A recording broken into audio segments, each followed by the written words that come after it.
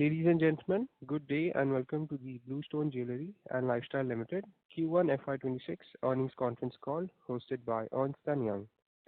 As a reminder, all participant lines will be in the listen-only mode and there will be an opportunity for you to ask questions after the presentation concludes. Should you need assistance during the conference call, please signal an operator by pressing the star then 0 on your touchtone phone. Please note this conference is being recorded. I now hand the conference over to Ms. Rhea Dharia from EY Investor Relations. Thank you and over to you, ma'am. Thank you, Steve. Good evening to all the participants on this call. Before we proceed on the call, let me remind you that the discussion may contain forward-looking statements that may involve known or unknown risks, uncertainties, and other factors. It must be viewed in conjunction with our business risks that could cause future result performance or achievement to differ significantly from what is expressed or implied in such forward-looking statements. Please note that we have mailed the results and the same is available on the exchange. In case you have not received the same, you can write to us and we will be happy to send the same over to you. To take us through the results and answer your questions today, we have the top management of Bluestone Jewellery and Lifestyle Limited represented by Mr. Gaurav Singh Kushwaha, Founder, Managing Director and Chief Executive Officer, and Mr. Rumer Dugar, Chief Financial Officer. We will start call with a brief overview of the quarter gone past and then conduct the Q&A session. With that said, I will now hand over the call to Mr. Gaurav. Over to you. Thank you, Rhea. Good evening, everyone. Thank you for joining us today. It is my pleasure to welcome you to Bluestone's first earnings conference call as a publicly listed company. This marks a significant milestone for us as we are truly excited about the progress we have achieved so far. Before we begin, I would like to sincerely thank all our investors and shareholders who participated in our IPO and placed their trust in us. We deeply value this trust and are fully committed to creating long-term value for all the stakeholders. I would like to extend a special thanks to our banking partners, legal advisors, and all stakeholders who played a pivotal role in guiding us through this important journey. Last but not the least, I want to express my sincere gratitude to the entire team at Bluestone.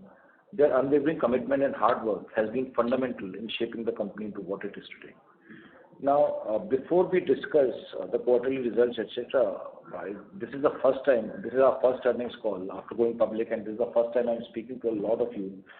So, would like to also take this opportunity to quickly walk you through our journey over the last 13 to 14 years, and tell you a bit more about myself personally. So I started Bluestone in 2011 with seed round or initial funding from Axel Partners, and Axel Partners has been one of the strongest supporters throughout. Even before starting Bluestone, I had another company. I started my first company in 2007, which was a social network, and that was also funded by Axel Partners.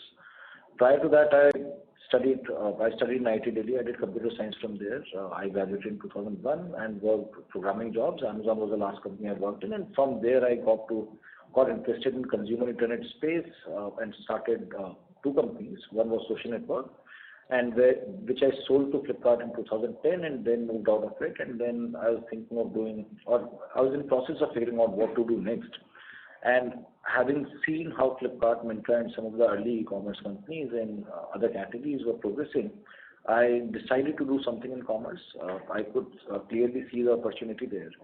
And hence I started evaluating a lot of categories. And while doing that evaluation, I realized that jewelry is an amazingly beautiful category. It's a category built for the country.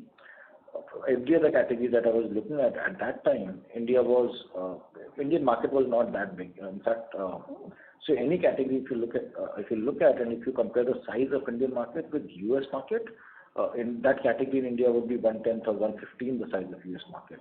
Now, when I looked at jewelry, I realized this category is almost as big as its US counterpart. And more importantly, it's very ingrained in our society. So it's very cultural to us. It's very fundamental to us, which was some of the very good, some of the beautiful things about the category. I had no prior experience in the category. I had never entered a jewelry store before starting it. But everything that I looked at, everything that I saw in the category, I found it very beautiful and decided to start in it. And at that time, Axel, who had worked with me in my previous company also, they also decided to jump in, and they wrote me a seed check of $4 million, with which we started. I built an initial team through mostly my juniors from IIT and their juniors or their network, through their network, through my network, and so on. And we started addressing. We started with the belief and with the idea of building an online-only jewelry brand. We were very clear that it's not going to be a marketplace model. It's going to be a direct-to-consumer model. In fact, the term D2C was not coined at that time, but everything that the conclusions that we came to make the fundamental tenets of D2C now. So we realized that what we were going to sell on our website, on bluestone.com, were going to be our own products, our own designs, and it was not going to be someone else's designs. In the beginning, we started working with, so we created a set of 300-400 designs, primarily rings, earrings, pendants, and decided to sell them. The first step was obviously to catalog them, and I think that was when we met our first big challenge. When we tried to photograph jewelry pieces, we realized that this category, the kind of products and the nature of the products make them very difficult for camera. It makes it impossible for camera to take beautiful photographs of jewelry pieces, mainly because they are reflecting surfaces, refracting surfaces, which gold reflects the light, diamond lets the light pass through, and so on. We looked around to see how others are handling it, and we realized that no one was either serious about it or was capable of doing or solving it. So we were the first ones in the world to then use 3D rendering, 3D modeling to then depict jewelry beautifully. And that quite honestly changed the game for us. And when we transformed our entire catalog from photographs to 3D renders, the quality of the products, etc., was very, very high. And coming to think of it, when we were an online only avatar, we were in a way in the business of selling a photo. Right? What people were getting in the end delivered was a physical product, but all the selling, all the decision making was happening on those photos. So it was very important for those photographs to be extremely beautiful, and that we were able to achieve back in 2012. And then on, I think our next big observation was that as we were expanding our catalog, we could not inventorize everything. We had limited capital available to us. So the only way we could offer a lot of choices, and choices is one of the beauty of internet. So the only way we could offer lots of choices was if we moved to just-in-time manufacturing model. Now we tried that with the existing supply chain, with the existing manufacturers of jewelry, but realized that that supply chain was not geared for it. The manufacturing timelines were 3 to 4 weeks. The reliability of the end product was also not that high. There were lots of discrepancies between what was promised and what was manufactured. So we decided to bring manufacturing in-house, and in the next 1 year or so, by end of 2013, early 2014, almost entire manufacturing was in-house. And right after that, we were able to bring down manufacturing timelines to 3 to 5 days, and the whole e-commerce engine kind of started working. And with that, by around 2016, we reached close to 50-55 crore on pure online D2C revenues. And that was also the time when we were talking to a lot of our customers, and we spoke to a lot of our buyers, asked them, what is it, why did you buy it from Bluestone? And the number one reason is always designs. Almost 86% people said they bought because they loved the design so much. Number two was choices. 9% people said choices, 3% said price, 1% said convenience. Those also pointed us in the direction that this is truly a brand category. It's not a services game like Flipkart or Amazon, where if you ask the same question, price and convenience would be the number one, number two reasons. That was not the case with us.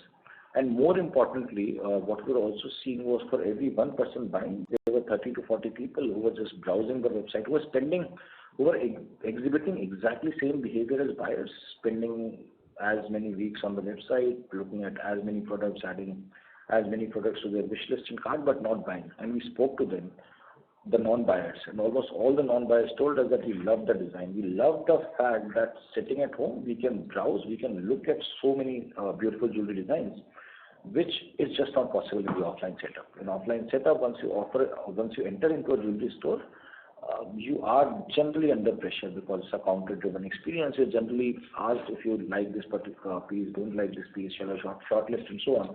So free browsing, which is the case in a lot of categories offline also, like apparel, shoes, you can just go to malls and browse for as many days, as many weeks as you want without anyone asking you any questions. That free browsing is not present in case of jewelry in the offline setup, and that is where online was extremely powerful. Actually, online was turning out to be extremely powerful. So almost all those non-buyers said that we love the fact that we can actually look at 1,000 designs of ring which you can't do in offline. But then they said, how can we buy something so expensive without touching and feeling it? Number two reason was if let's say few years down the line, if there is some repair needed in that, if a ring size needs to be changed, if a diamond chips off, where would I go for the repair? In jewelry, typically the jeweler is also your service provider or repair provider. And number three, or the third biggest reason was that if few years down the line I want to exchange this design for a newer design, how do I do that? And that is a behavior which is very common in our country and generally non-existent in any other country. So I think that was our big realization that for all the efforts, for all the demand and all the pull that we are generating online, maybe because we are not able to solve these three problems, maybe we are not converting that into the real business, or we are not kind of efficiently converting that into the real business. And maybe if we could solve for these three problems, the business size is not whatever it was. Maybe the true business size is 30 to 40 times of whatever that was. And with that learning, with that hypothesis, we went out to open stores. And the idea was clear that these three problems cannot be solved online. The natural solve for these is a store. A store very naturally solves for it. No amount of web pages, no amount of promises that you put on your web page were going to solve it. So we opened our first mall in FY19 in Pacific Mall, Rajouri Garden. In that year, we opened five stores in total. And we saw the hypothesis playing out. We saw that in those catchments where we opened the store, we were able to convert that online demand into overall business for the company much more efficiently. And I think as RHP also and in investor presentation also, we have depicted one such scenario in the city of Ranchi, when the online only avatar, we were being close to 70 lakh in revenues, annual revenues, which have now gone up to approximately 18 crore or so with the support of two stores. So that's the kind of multiplier that omnichannel presence has built on top of this existing strong online presence that we already had. And I think since then the journey has been of how fast can we layer these omnichannel stores. Our online presence was always very strong pan-India, and in last 4 to 5 years or 5 to 6 years, our endeavor has been to layer more and more of this online presence with a strong omnichannel presence, and that's why. And it is working out in every catchment, in every zone, in every region of the country, and that's why we have very high confidence, very high conviction, and that is the fundamental reason of very rapid rollout. As a lot of efforts, all the efforts had already been there, right? Getting people on the website, getting people to engage, getting people to love our designs. All that has been going on for almost 14 years now. The more we layer into the omnichannel, the stronger we keep on becoming, and the stronger leverage we keep on getting on each of those efforts that we have been putting over the last 14 years. So we ended FY25 with 275 stores. This quarter we opened few more, I think, 297? 292 stores we ended this quarter with. And coming to our performance during the quarter overall, we saw healthy revenue growth of around 41% YOY, and that's driven by very healthy same-store sales growth and the continued expansion of our omnichannel footprint. Alongside this growth, we delivered meaningful profitability improvements also, with standalone adjusted EBITDA up 630% and margin expanding by 1358 basis points, reflecting operating leverage across marketing, corporate costs, and manufacturing efficiencies. I'm also pleased to report that through our consistent efforts and focus on profitability, we turned cash PAT positive at 17.5 crores versus a cash loss on a standalone basis of INR 36 crore in the same quarter last year. These results underscore the profitable scalability of our business model, and this balance of growth with improving profitability gives us confidence in delivering sustainable long-term outcome for our stakeholders. Now, our Chief Financial Officer, Mr. Rumit Dudhar, will take you through the financials in detail.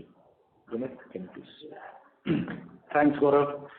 Thank you all for joining us today. Good evening. I'm pleased to share our Q1 FY26 financial performance. I'll keep my remarks brief.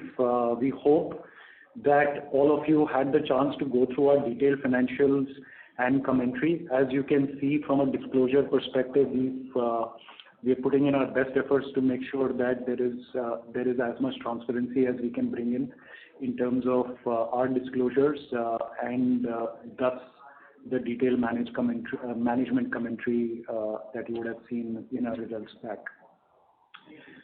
Overall, our standalone revenue from operations for the quarter stood at 4,926 million, up 41% year-on-year, versus 3,482 million during the same quarter last year. Standalone adjusted EBITDA was at 830 million rupees, up 630%. More importantly, standalone adjusted EBITDA margins came in at 16.8%, up 1,358 basis points year-on-year. This was 3.3% in Q1 FY25. Also, I would like to highlight, as a best practice from a transparency perspective, we would be calling out inventory gain or loss. This quarter, we had an inventory gain of 228 million during Q1 FY26. Excluding these inventory gains, our adjusted EBITDA was still pretty strong at 602 million, with adjusted EBITDA margins of 12.2%. Up more than 400% year-on-year, with nearly 895 basis point margin improvement. On contribution margins, again, excluding inventory gains, and contribution margin is our key operating margin metric, which is a source of driving operating leverage in the business, because below contribution margin, we have a lot of fixed cost structure which is sitting there related to stores. So contribution margin excluding inventory gains stood at 31.8%, an improvement of again more than 130 basis points YOY. This expansion was primarily driven by scaling of our new manufacturing facilities that opened in FY25, which are improving man capacity utilization as well as stabilizing and delivering process efficiencies. Our expense for rent was rupees 368 million during the quarter. We have seen significant reduction in our advertising and marketing cost from 12.2% as a percentage of revenue in Q1 FY25 to 6.9% of revenue. This is driven by operating leverage that we are seeing coming from scale benefits, rising repeat customer revenue ratio, as well as there was a step down in terms of the promotion scheme that we had on the old gold exchange. As Gaurav mentioned, more importantly, we turned cash back positive for the quarter. Our same-store sales growth was strong at 18.4% YOY for the quarter, and we reported a healthy repeat revenue ratio of 50.7%, demonstrating the strength of our product portfolio, the stickiness of our customers, and the scalability of our omni-channel model. Our performance during the quarter reinstates our faith in the business model. Our digital-first approach continues to serve strong demand funnel for our stores, while our expanding retail footprint is deepening customer access. This also allowed us to grow our customer base to more than 800,000, 816,000 to be precise. Importantly, we've also maintained strong unit economics and disciplined cost management, which has, as demonstrated in this quarter, ensured that the top-line growth translates effectively into operating profitability. With that, Steve, we can open the floor for questions, if any. Thank you, sir. We will now begin the question and answer session. Anyone who wishes to ask a question may press star and 1 on their touchtone telephone. If you wish to withdraw yourself from the question queue, you may press star and 2. Participants are requested to use handset while asking a question. Ladies and gentlemen, we will wait for a moment while the question queue assembles.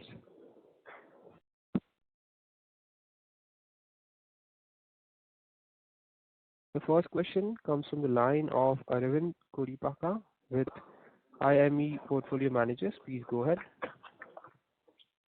Hello. Hello.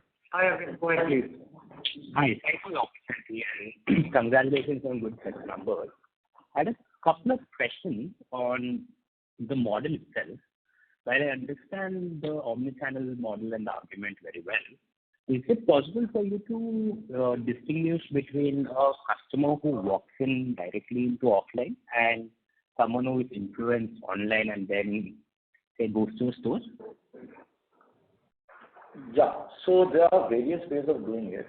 I think one of the obvious ones. So there are two major ways of doing it. One of the obvious ones is a lot of people, when they are browsing on the website, they also tend to register, especially repeat users. Yes. Yes. Okay. So when someone is registered, we already have their email and phone numbers. Okay. And when they make the purchase in any of our stores, that phone number, email is mandatory. It's the same system essentially. So the point of sale that we have in stores is nothing but the website. Okay. So I understood that. Yes. The moment someone does that, we match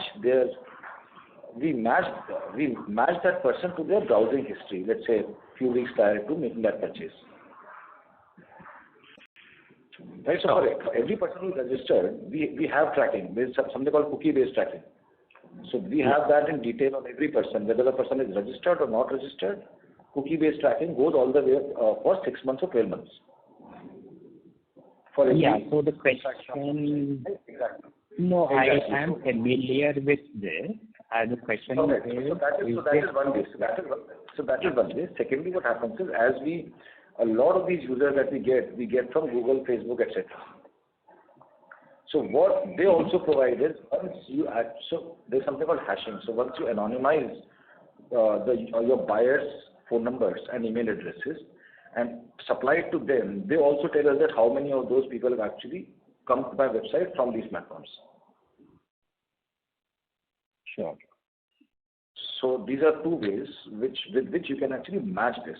And when we do this matching, that match is very, very high. Yeah. So then what percentage of your sales can you actually attribute to someone who has browsed beforehand, before getting into the store, and someone who directly walked in without having a 1 or 2 week history of browsing in that particular category? Sure. And can you get to that? Sure. Our ballpark says there is 70 to 90% comes from online browsing. Okay, so 70 to 90% of the people who browse eventually come to the store, right? No. 70 to 90% of people who end up buying, they had browsed the website prior to buying from the store. Okay, and the browsing window is what, like 1 week, 1 month, 3 months? 1 month. 1 month. 28 days. Okay. Yeah. Okay. Is it possible for the company? In general, Arvind, the number of people who are browsing is in millions, right? Every day. Sure. Obviously cannot be 70 to 90% of that. There's a number of people who are buying. Or 70 to 90% of buyers were browsers on the website. Understood. Yeah, I should have asked this way. Sure. Is it possible for the company to disclose this metric on a constant quarterly basis, just so I understand how much of a dependence there is on the digital channel? There is no plan to do that right now. Okay. Understood. The second question is regarding inventory on the balance sheet. Now, I understand there has been a rapid store expansion. In fact, we've gone from 77 stores in FY22 to roughly 300 stores by quarter end this year. But your expansion of inventory on balance sheet has also rapidly increased. In fact, if you just look at inventory per store, right, or inventory days, whichever you look at, right? I just say inventory per store went from 2.5 crores of inventory per store to roughly 6 crores-ish per store. I don't understand what exactly drove this rapid expansion in inventory on the balance sheet. So Arvind, this is Romit. I'll take that. Look, before I actually get into the specific question, let me also kind of take a step back and give you some color on how we kind of operate, how we recognize revenue, etc. So you can contextualize our inventory versus some of the other peer sets, etc.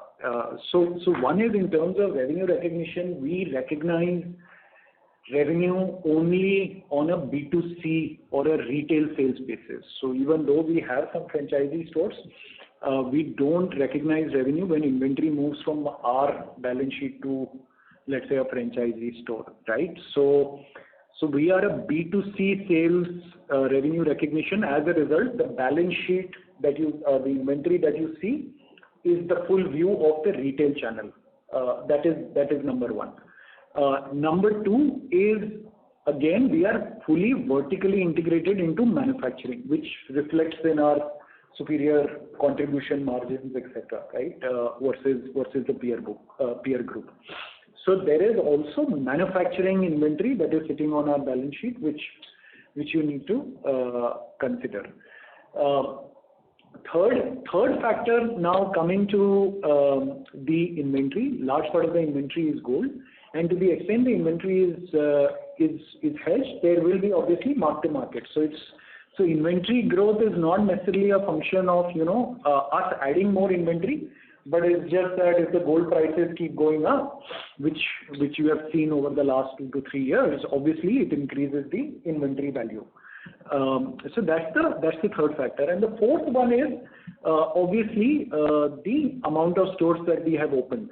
So if you look at our 292 stores that we have as of Q1, of this almost 83 opened in FY2025. So nearly 210 stores have opened actually in the last 3 years, right? So if you are going to compare my inventory from FY22 to where we are, or FY23 to where we are today, you have to factor in the gold price movement as well as the rollout of new stores.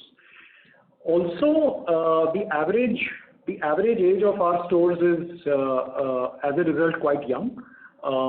And thus, if you look at our RHP, we've given, the typical store performance, and even in this quarter's management commentary, we've disclosed the oldest cohorts, what kind of revenue productivity they are delivering. So you can see that FY25 and 19-20 cohorts were at 12 crore revenue productivity, right? So typically, the way to think about inventory turn is, at a very fundamental level, is look at the turn, and on every turn, how much gross margin I am generating.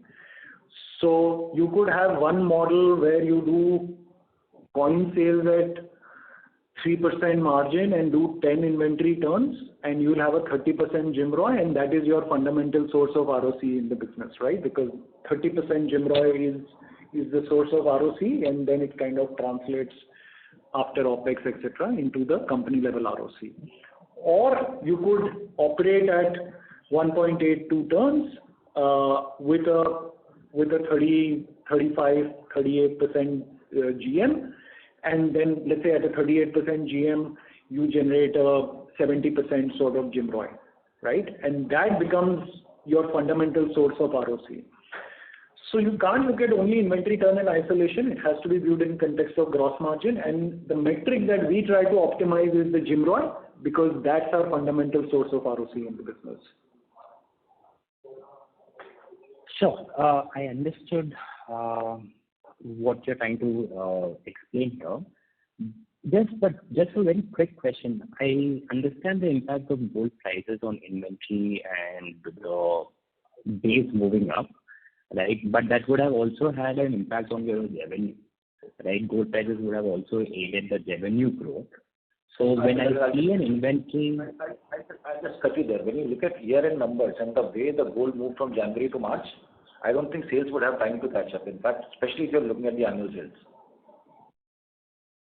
If you're looking at... I'm not just... If gold goes up 40% in 1 month, your sale will not increase by 40%. In fact, on the contrary, your sales dip when gold is volatile. And it takes time. It takes time for that catch-up to happen. No, I'm aware of this mechanism in uncharted territory, especially when it comes to the way gold is fluctuating.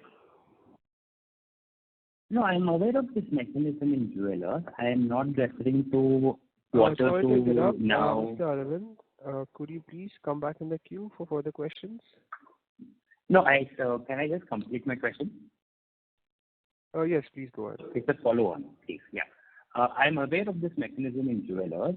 I'm looking at a longer frame itself, right? I'm looking from FY22 to FY25, right? Over this period, we did see gold prices move up. I'm not saying 1 month gold price increase would have had an impact immediately on revenue, but what I'm trying to get to is even if I factor in the gold price impact, whether it's on 1 year basis or 3 year basis on inventory and revenue, your inventory turn would have still gotten down from the roughly 2.8 times that you so I understand. So if you're looking at very long term from FY22 to 25, it has less to do with, let's say, gold price movement. And gold price movement actually only impacts it when you're looking at year-end inventory and full year sale, which maybe you are normalizing for, and which is the right thing to do when we are expanding at this rapid pace. Now, in our case, a big reason for that also is the maturity and the growth of stores.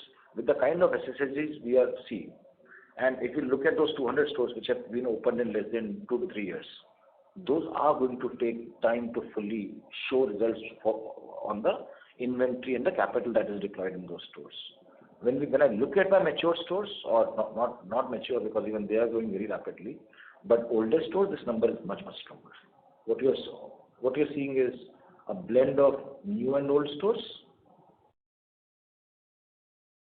And in fact, blend, and that on top of that, manufacturing inventory also. So you need to, once you start culling a lot of those things out, the numbers are actually much better. Thank you. Mr. Arvind, I would request you to please come back in the queue for further questions. The next question comes from the line of Tejas Shah, an individual investor. Please go ahead. Hi, this is Tejas from Avendus Park. Just wanted to understand what was the revenue per square feet for this quarter, and typically how many quarters does a new store take to reach maturity? And you just spoke about that even mature stores are doing good number. So what is typically the number that revenue per square feet that mature store kind of stabilizes? Yeah. So Tejas, given our business model and our formats, really revenue per square feet is not a metric that we look at or we track. I think the best way to see it is revenue per store. So if I look at my older cohorts, the stores that opened in 1920 in FY25, on an average they did a revenue of about 12 crores per annum, and the rental for these stores would be in the range of 40-45 lakhs per annum. So just that kind of gives you an idea that the rental cost as a percentage of overall revenue in this particular category and in our omni-channel business model, because our format sizes are 1,800-2,000 square feet average, revenue per square feet is not something that we track. So the focus metric for us is to drive the revenue per store, and given our contribution margins are pretty high, a lot of the operating leverage kind of keeps flowing in to the EBITDA at a store level. Okay. And if you can just elaborate, if revenue per square feet doesn't matter, then how does revenue per store matter? Because I can understand there's an underlying commodity volatility perhaps, and we just wanted to understand, because how do you measure then productivity of the store? So on a per store metric, right? So revenue per store, rent per store, employee cost per store, facility cost per store. So the way we build the unit economics, and you can look at in the RHP, we've given the unit economics of our older cohorts. So typically an all-in cost in our FY19-20 cohort is about 1 crore, which includes rent, facilities, and store employee cost. So now if a 12 crore revenue productivity store at 32% contribution margin, there's about 3.2 crores of contribution with about 1 crore of OPEX, which includes rent. So that delivers a 22% post-rental store level EBITDA. So that's the way we think about it. And these stores are still seeing SSSGs, right? So it's not that these are our oldest cohorts, but not to say they are matured. And thus there are a lot of categories where we are still not present in. There is room to expand merchandise. There is room to build and get into more product categories, subcategories, which can then continue to drive growth, even in these stores. And as you can see, if on an existing mature cohort or the older cohort stores, at 12 crore, if there is a 15%, 20% kind of SSSG, that incremental revenue, the EBITDA margin for that is almost equal to contribution margin. Okay. And mature stores are showing SSSG, which is volume led, or because there's a lot of pricing element also which plays a role here, right? See, we generally are non-existent in coins, chains, and a lot of grammage-based products. And typically, in our case, what happens is people come with a budget of, let's say, 50 to 70,000. Now, that same person's budget is not going to double if the gold has doubled. We are all mostly middle class, right? So essentially, the product that they end up buying is different because 1 year back there was some other product in their budget. Now there's some other product in their budget. So that is essentially what we largely see. Also, historically, there have been periods when gold was not moving that rapidly. Our ASPs have increased in those periods also. So if we go back 2-3 years and so on, and not look at just the current ASP increase, you will see that those ASPs have generally been increasing. Okay. And last one, if I may, and since we are talking for the first time, just wanted to understand what are the top 5 KPIs you monitor to understand demand environment and productivity of the stores? So, Tejas, what we look at is one, the cohort level per store per month revenues. I think that is one of the key matrices that we kind of look at. And then obviously it gets broken down into, how much is repeat, how much is coming from new customers, how much is the AOV. And these are the output metrics, but lot of our fundamental approach to execution is very input driven. So metrics that we control in terms of, the designs, in terms of the inventorization, in terms of the design turns, in terms of the GMROIs at a design level, etc. So a lot of our matrices are very input based, but from your perspective, the output metrics, I think the key one is per store revenue per store per month at a cohort level. I think that is the key output metric, I would say. Perfect. Thanks a lot and all the best for coming quarters. Thank you. Ladies and gentlemen, if you wish to ask a question, you may press star and 1. The next question comes from the line of Aditya Jain from Cartella Ventures. Please go ahead. Hi, good evening. Thank you so much for this opportunity. Congratulations on the strong growth, Gaurav and Ramit. My question is on the same. We see a few factors playing out in this growth. Despite the elevated growth prices, we've seen your customer base expanding. You have opened up new stores. But at the same time, we see moderation in your stud mix. It has gone down to 64% from 59%. But the gap was filled with increase in average order value.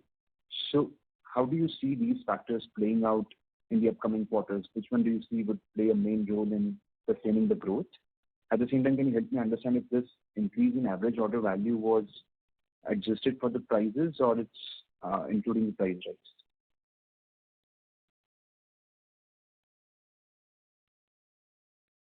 Yeah, so I think in terms of plain gold and in terms of studded ratios, etc., there are, I think, as we are expanding more and more stores, and I think behaviorally 64, 69 is not I think our general endeavor has been to kind of be more studded focused, and 64, 69, I understand that is marginal difference there, but I think that's just behavioral change, and especially in these volatile times,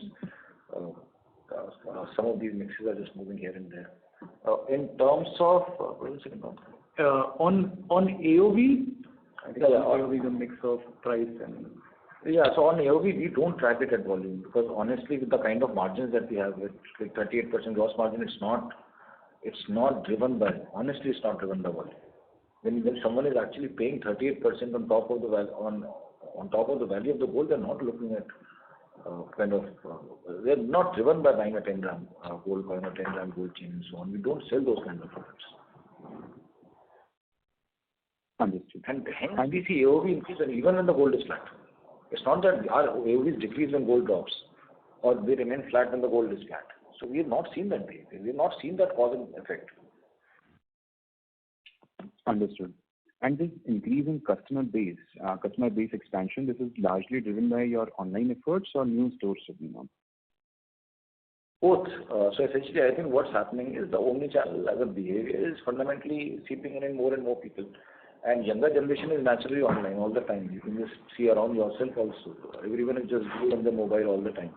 A lot of this discovery happens on Instagram, Google, and so on. People are just discovering the world on their reels, on their TikToks and so on. So I think all that is happening, and all that, the more that happens, the stronger we'll keep on becoming, because we kind of tap much better into those platforms than the traditional players. So that is happening. I think it's a behavior, it's a societal change. If I just kind of try to look ahead 20 years, I think all the discovery and a lot of mobile and technology will be doing, or internet will be doing a lot more than what it is doing right now. So I think it's a behavior change that has happened over the last 20 years. We are in 2025 right now. 2005 there was no mobile, there was hardly any wireless routers. Right from there we have come to this point in 20 years. Next 20 years, it's going to be, God only knows what will happen. But internet and technology is going to play a much stronger role, and that is really much stronger. Understood. Since this is driven by omni-channel growth, and you also mentioned that you've cut down on your marketing costs. So marketing costs have gone down by a few percentage points. I mean, how has that impacted, given your conversion cycles of around 1 month? How efficiency has increased drastically. In last 1 year, the platform's efficiencies have increased drastically. It's on the back of efficiency, it's on the back of reducing cost per lead or any other method? Which is efficiency, right? The platforms, so typically what happens is, or what gives online marketing more strength over traditional marketing is the ability of that platform to know about each and individual customers. And you would have experienced that yourself if you're an Instagram user or Google user. If you have a certain intent, these platforms are much stronger now, or much more accurate now in targeting you. So that efficiency essentially is what translates into eventual marketing efficiency also, which traditional media does not have. You still have to spray and pray. Traditional media is all about spray and pray. Understood. My last question is on the same-store sales growth. I believe a few of other people have asked the same question, but your same-store sales growth for this quarter was around 18.4%. At the same time, the FY25 growth was around 32.1%. Now, I believe you have opened up new stores as well. How do you see these same-store sales growth panning out across different regions or different geographies? And if there is any particular geography that is moving slow, how are you managing inventory there? So I think from a geographical perspective, it's reasonably well distributed. I don't think there is anything to call out from a geographical perspective.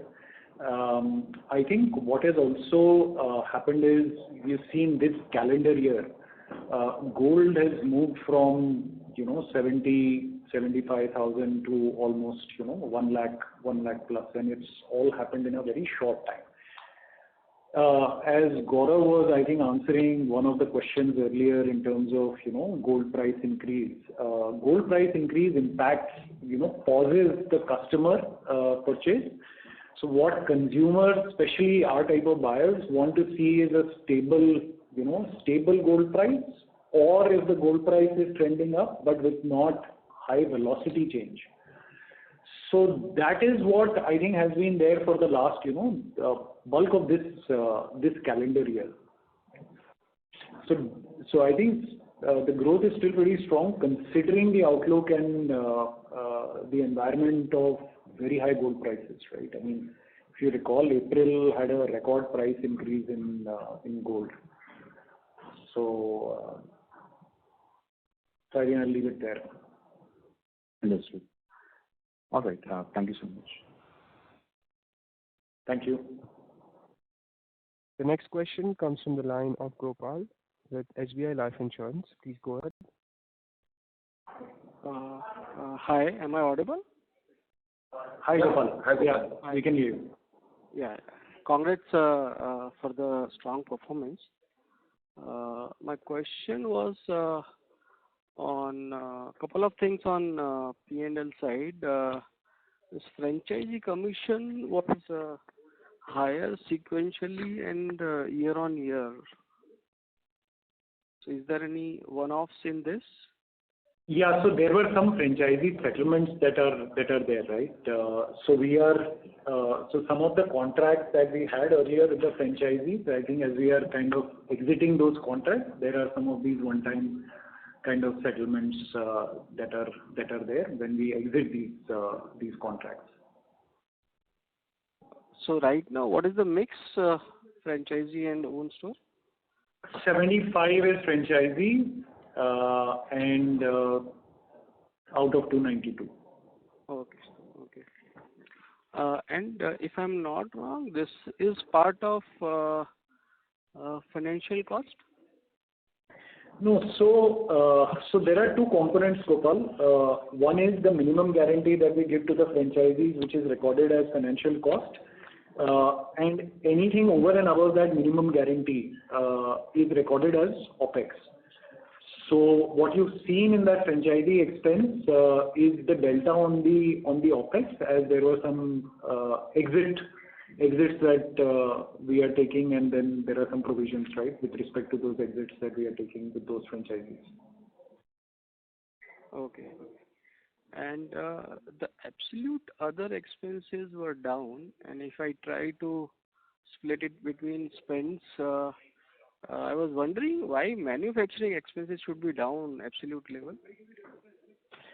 So two things there. One is that because we are vertically integrated into manufacturing expense is a function of how much production I have done in that quarter. So if you look at our inventory change between Q4 and Q1 is not very large, right? So there was no big inventory buildup. So the production facilities were optimized for efficiency, not for inventory buildup, and thus the expenses are lower. And same time last year we were kind of ramping up, right? Because we were opening 83 stores, the store rollout was front loaded, etc. And it's also a function of capital. In last year, if you have access to capital, then you front load some of the inventory for seasonality, for store rollout. So I think all that also creates some volatility in the base quarter. And also, Gopal, we had some of the factories which are new there. So and as those any new factory essentially has it takes some time to then start operating at more efficiency or higher efficiency, which has happened. Yeah, I can understand the efficiency, but how come absolute expenses goes down is where I was wondering actually. Yeah, which is, as I said, I mentioned, Gopal, it's a function of production, right? Like if I'm not building out inventory, the production that I'm doing in that quarter is lower. Thus, the labor that I need to use, right, in terms of costs, the quantum of all the expenses is much lower. Because I can keep moving up and down my manned capacity. So there is an installed capacity and then there is a manned capacity. I can keep adjusting the manned capacity to optimize for capacity utilization. Got it. And same is the case on the ad spend side? Ad spend, Gaurav. Ad spend, I think I answered this question I answered as part of the previous question also. So platforms efficiencies have increased. We are seeing from last year to this year, we are seeing significant improvement in the efficiency of online platforms. It's mainly Google and Facebook that we work with. Just to add, also Gopal, there was a downward revision in our carat upgrade offer, right? So earlier when we had launched the offer, so that way we are now spending less, right? Like the absolute cost. So that also drives slightly lower cost. So out of the 34 crore, how much is related to extra carat which you are giving? I think roughly it will be, I don't have the exact number, maybe I can come back to you in terms of the exact percentages of how much is of this breakup of 34 crores. Generally, how much it is in the full year basis? I think historically it's been about 2 to 3% in that territory. Historically, I'm saying. Now in this base quarter, it would have come down for sure. 2 to 3% of sales, I'm saying. Okay. And I'm sorry to interrupt, Mr. Gopal. I would request you please come back in the queue for further questions. Ladies and gentlemen, you are requested to limit your questions to one per participant. The next question comes from the line of Arpit Shah with Stallion Asset. Please go ahead. Hello. Am I audible? Oh, yes, sir, you are. Yes. Please go ahead. Yeah, hi Gaurav, hi Romit. Congratulations on the IPO, on the listing. I'm just seeing the company very initially. Just wanted to understand what is typically the difference between our contribution and gross margins? To be my another question. Yeah, sure. So the delta between our contribution and gross margin is, look, Arpit, we are vertically integrated into manufacturing, so our gross margins are material margins. So between contribution and our gross margin, we have the factory cost, the payment gateway cost, logistics, insurance. So the delta is roughly the direct costs, which includes production, hallmarking, certification, payment gateway, and insurance and logistics. Right. And you did mention in some of your answers that our mature stores, or at least our older stores, are doing about 23 to 24% operating margins. So does this number include the corporate overheads or the branding expenses for the company, or is this a standalone store number, 23 to 24% operating margins? That's store level margins. Got it. And can you just help me with the store economics as well, inventory per store, capex per store, what kind of numbers do we do there, and how does a store look like in terms of year 1 revenue, year 2 revenue, or year 3 revenue? And also wanted to understand the model on the franchising side. What kind of minimum guarantees or what kind of OPEX guarantees do we have to give them? And if you can just walk through that. Sure, I'll take the last one first on the franchising model. Look, this was a model that we had in 2019-20 when we started moving from pure digital to omni. And that was the capital that was available to us, and that worked as mess and everything. So we've stopped doing franchisees largely, and we are exiting those contracts. These typically had a 12 to 15% kind of minimum guarantee and revenue share. On the store economics, Arpit, I would actually encourage you, in the interest of time, to actually look at the RHP. We have a store economic model detailed out in the RHP for the older cohorts, and maybe we can. I mean, it will require a detailed answer. So just in the interest of time, maybe you can have a look at the RHP, and then you can reach out to us, and we can take that up. Sure. Thank you. I think we'll have a call soon. Thank you. Thank you. The next question comes from the line of Kaivalya Bank with IIFL Capital. Please go ahead. Hi, Romit. This is Percy here from IIFL. I just wanted to understand on the inventory of 1750 crore. Would you be able to give me an idea how much of it is actually store inventory?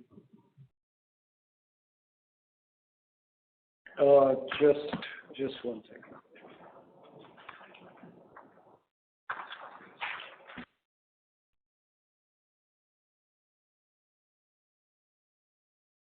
So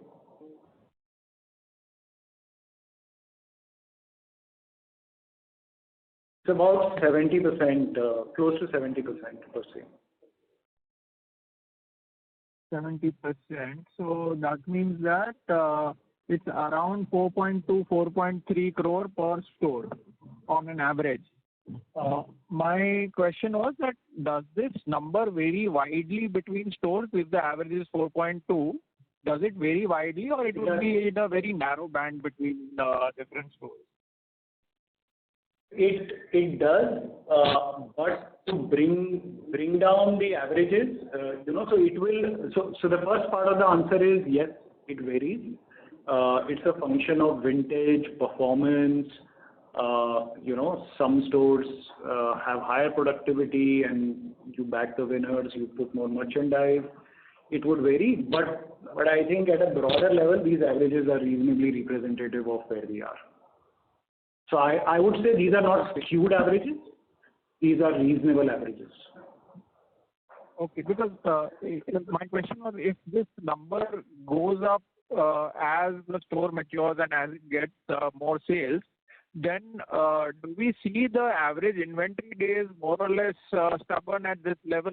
That is what I wanted to understand. No, I think the way to, as I said, Percy, to look at this is, GMROI, right? Like that's really the fundamental metric. I think there is a very classical way of looking at typically a plain gold commodity kind of business, which is just an inventory turn business. But in our case, we are a product and design based business, and as a result, it's just not inventory turn. It's also at what margin we are turning that inventory, because fundamentally, obviously, we have to generate a strong ROC, right? Which is what our older cohorts are demonstrating. So I would urge to look at GMROIs because that's the metric that we optimize. So inventory turn will give you half truth. Margins will give you half truth. So the combination is where the. So GMROI at a company level. At a company level, GMROI will go up, or do you think? I mean, what will drive the GMROI at the company level? It's just the overall company level. Yeah. So Percy, at a company level, the GMROI will be driven by store vintage and maturity. So you have a fundamental GMROI which is visible in, let's say, an FY2019-20 cohort. And their productivity, unit economics are quite stable, still improving. So as the broader portfolio gets to maturity, so if my entire portfolio is at 10-12 crore at a portfolio level, productivity, you will see the GMROIs and ROC that you see at the store at a corporate company level. So I think that's the way to think about it. Got it. And in terms of store expansion, when you put new stores now, are you rethinking the size or will you continue with this 1800-1900 average? I think at the moment we are good. Okay. That's all from my side. Thank you and all the best. Thank you. Ladies and gentlemen, that was the last question for today's conference call. I now hand the conference over to the management for their closing comments. Thank you, everyone. Thank you for taking time to join our first earnings call.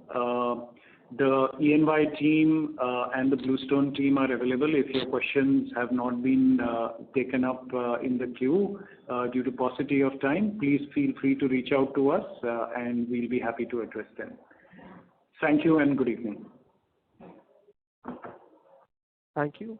On behalf of Bluestone Jewellery and Lifestyle Limited, that concludes this conference. Thank you for joining us, and you may now disconnect your lines.